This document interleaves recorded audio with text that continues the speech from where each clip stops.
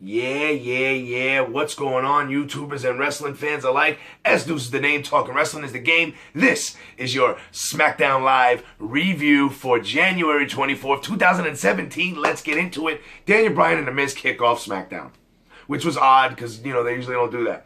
But a backstage segment, kicking off SmackDown, whatever. Daniel Bryan and The Miz have this chemistry that just never goes away. And I think they get along, obviously. Kayfabe, oh no. But Daniel Bryan and The Miz go back and forth. Miz says him and Marie should get their own locker room. Daniel Bryan says he'll seal off one of the bathroom stalls. Ha ha ha ha. They have a sarcastic laugh. Then The Miz says he wants his rematch against Dean Ambrose for the Intercontinental title, and he wants it to be a no DQ match. Daniel Bryan laughs at him and says no. But since you say, because The Miz made a remark in his rant, being The Miz, stuck his foot in his mouth and said, I am the reason why WWE superstars make their money. I pay their bills. I make them money. I sign their checks. Or I get them, whatever.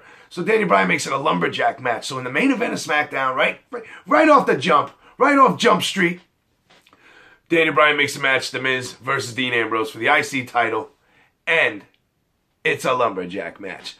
SmackDown kicks off Randy Orton and Luke Harper. This Wyatt family feud is one of the most interesting things on SmackDown. Nobody even knew why they put Randy Orton with the Wyatts. We didn't know how long it was going to last. They won a tag team title, and they lost, but they won the tag team championships, which just makes me believe that there was big plans that got changed or something happened.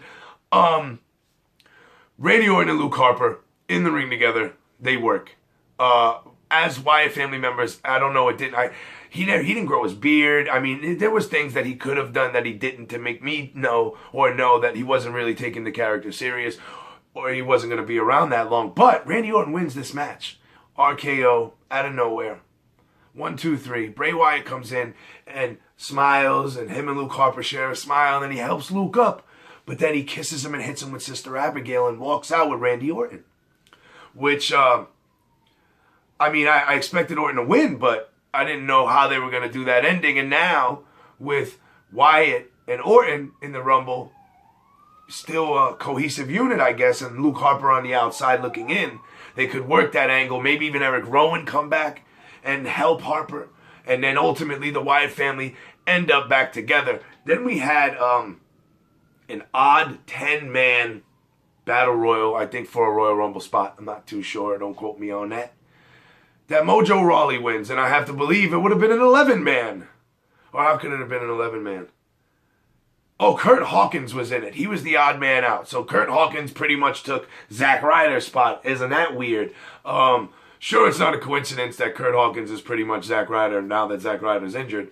But taken way less seriously even than Zack Ryder. So Mojo wins the Battle Royal. Whoa, imagine that. Mojo winning the Royal Rumble. Never gonna happen. That's like letting Rob Gronkowski win the Royal Rumble. Baron Corbin was on commentary. It was the only bright spot of this whole segment. Baron Corbin is a superstar. And he won't be denied, and I don't think he'll be denied in 2017 either. I think he's going to be the breakout star of 2017. Interjected himself later on in the night where it seems that his path might be drifting off towards gold, but we'll get into that. Then they did this stupid Carmella, James Ellsworth segment yet again. This time they were shopping. They were shopping for clothes for James. And it had to be some of the corniest television I've seen, but I'll admit it. I'll be the first to admit it here on Let's Talk Wrestling. S-Deuce speaks the truth. I laughed a couple of times. He had on that woman's shirt and those ugly freaking jeans, the kids I used to make fun of in high school. But that segment just wasted up TV time, I think, anyway. But I don't. What is the end game here with Carmella and James Ellsworth, and why is he still on television so much? Then we found out that Nikki Bella got attacked by Natalya earlier on in the day. So there was that. Mickie James is back.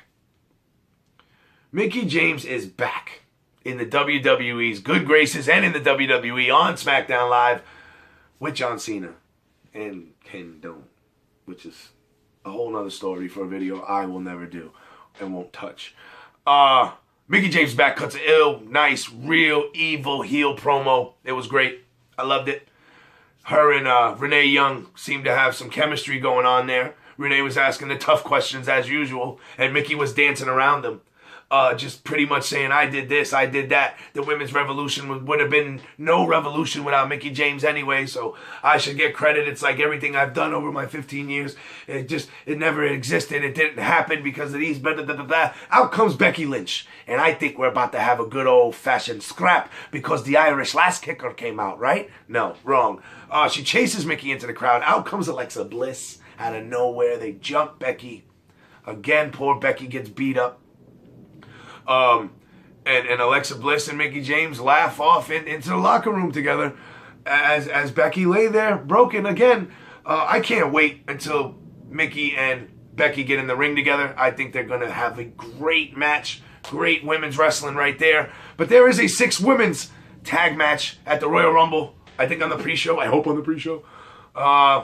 It's all the good guys against all the bad guys. Alexa Bliss, Mickie James, and insert somebody else. Becky Lynch, Naomi, insert somebody else. Oh, Natalya and Nikki Bella. There we go. So it's all that happening, which was whatever. But I'm happy about this. Remember, I said Natalya was got to attack Nikki Bella, right? Well, Natalya was supposed to have a match against Naomi. Nikki attacks Natalya. Now Naomi has no match. Naomi goes on a rant, a nice face rant. She's still a good guy, but she deserves better. And I'm telling you, I've been saying it for years now. She does. When she had her heel turn back then, they should have jumped on it. They didn't. Then I believe she got injured, came back as a good girl, and they still didn't jump on it. She's over. She's over. She's not over like that. But if they give her this title, she's over for good. It makes Naomi. So anyway, Naomi issues an open challenge to anybody in the locker room. Any female in the locker room, sorry. Any woman. Out comes Alexa Bliss, which got I was getting excited. I was like, all right, is she going to actually be a fighting champion? Wrong. She's not out there to accept any open challenge, but she tried to put Naomi in her place, but then got punked in the end because she didn't get in the ring. So Naomi's going into a feud with Alexa Bliss, and I can't wait for that. Are you kidding me? What if Naomi gets that women's title? Finally, after all these years, they notice her athleticism. To me, she's the best most athletic woman on the roster next to Charlotte Flair, but she might even be better than Charlotte Flair. We haven't got to see what Naomi can do. We never get to see what Naomi can do. So I am happier than a pig in shit to get Naomi into that main event title scene. Dolph Ziggler and Kalisto,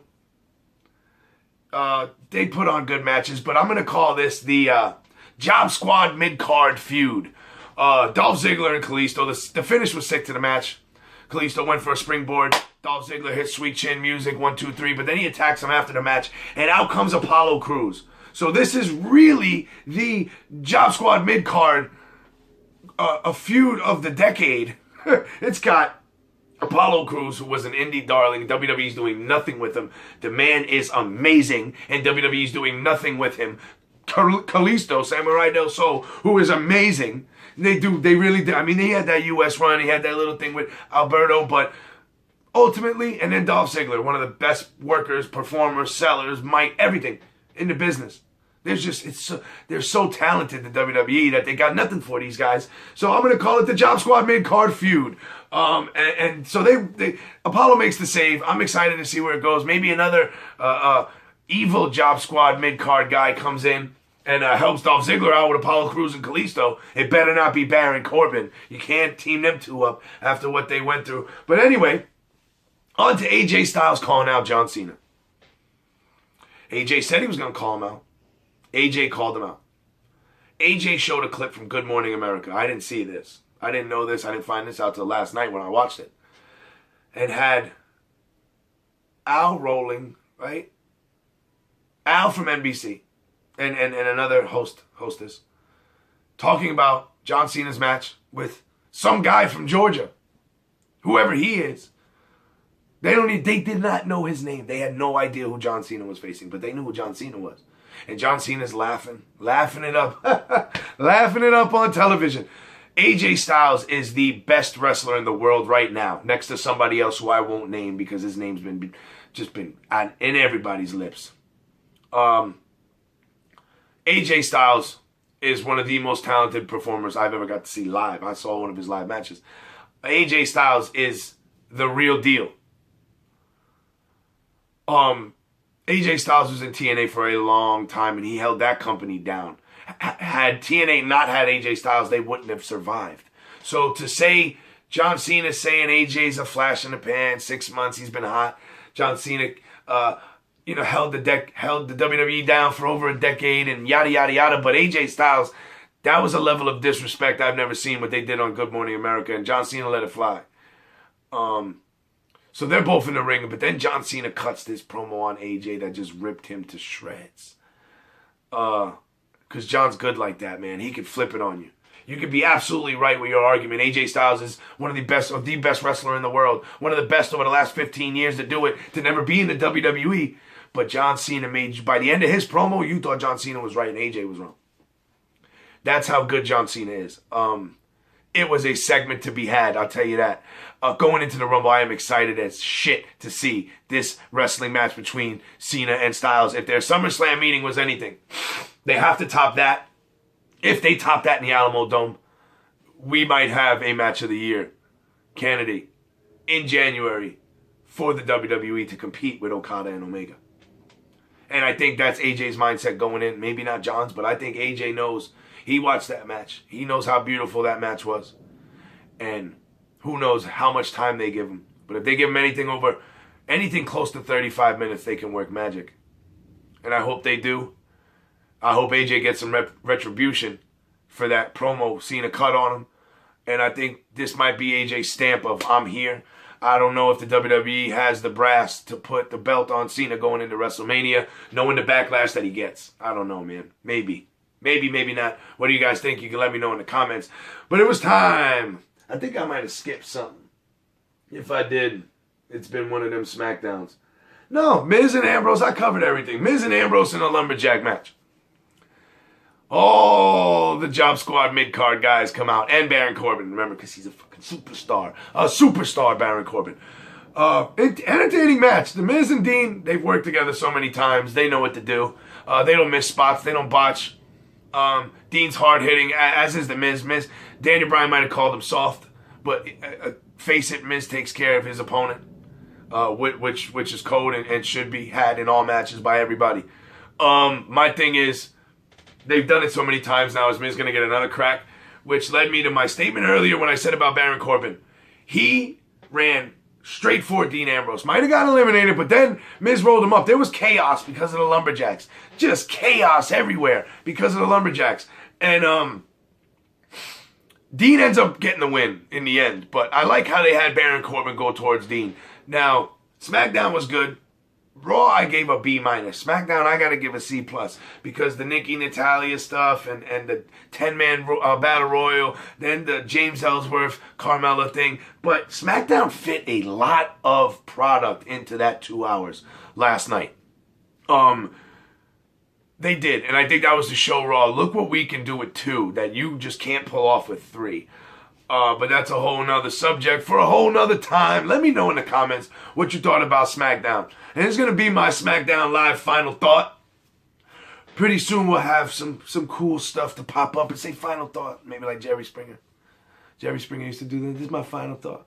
This is going to be S. Deuce's final thought on SmackDown Live. And the Royal Rumble, they don't have a horse in the race. Everyone coming out that's a contender in the Royal Rumble is from Raw. Which sucks because SmackDown Live is the better show. Way better show. Let me know if you agree with me in the comments. Is SmackDown Live the better show? Is Raw the better show? Have I not been seeing it right? Am I letting my bias for my love for Daniel Bryan and indie wrestling persuade me towards SmackDown? I don't know, but they don't have a horse in the race. I am excited, however, about AJ and John Cena working that match at the Royal Rumble in the Alamo Dome. Big fight feel for the WWE Championship. It should be way hyped. Way more hyped than it is, man. Way more. I'm talking Mojo level hyped.